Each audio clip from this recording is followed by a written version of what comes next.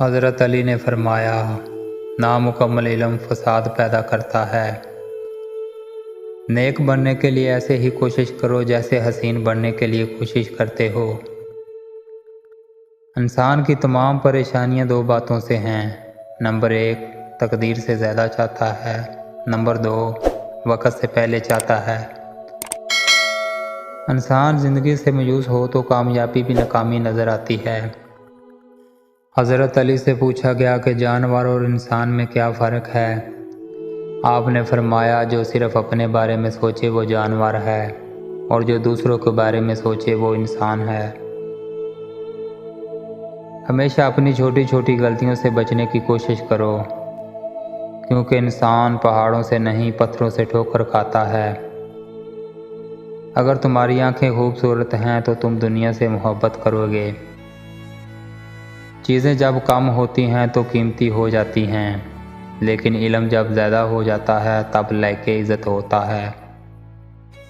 جہاں آپ کی عزت نہ ہو وہاں ہرگز مت جاؤ، چاہے وہاں کھانا آپ کو سونے کی پلیٹ میں ہی کیوں نہ دیا جائے۔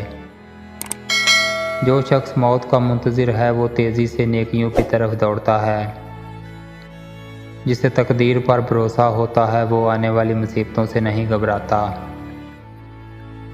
کامیابی حوصلوں سے ملتی ہے، حوصلے دوستوں سے ملتے ہیں، دوست مقدروں سے ملتے ہیں، اور مقدر انسان خود بناتا ہے۔ خاموشی عالم کی پہچان اور جہل کی پردہ پوشی ہے۔ گناہوں کا ترک کرنا توبہ کرنے سے زیادہ بہتر ہے۔ کسی کمزور کے خلاف کسی طاقتور کی مدد نہ کرو۔ تم جو گالی دیتے ہو اس سے تمہاری قبر میں ایک بچھو بن جاتا ہے۔ جب تمہاری مشکلات حد سے بڑھنے لگیں تو سمجھ لو کہ اللہ تمہیں کوئی بلند مقام دینے والا ہے۔ جسے تقدیر پر بھروسہ ہوتا ہے وہ آنے والی مصیبتوں سے نہیں گھبراتا۔ انسان کا اپنے دشمن سے انتقام کا سب سے اچھا طریقہ یہ ہے کہ وہ اپنی خوبیوں میں اضافہ کرے۔ نفرت دل کا پاگل پن ہے، ادب بہترین کمال ہے، اور خیرات افضل ترین عبادت ہے۔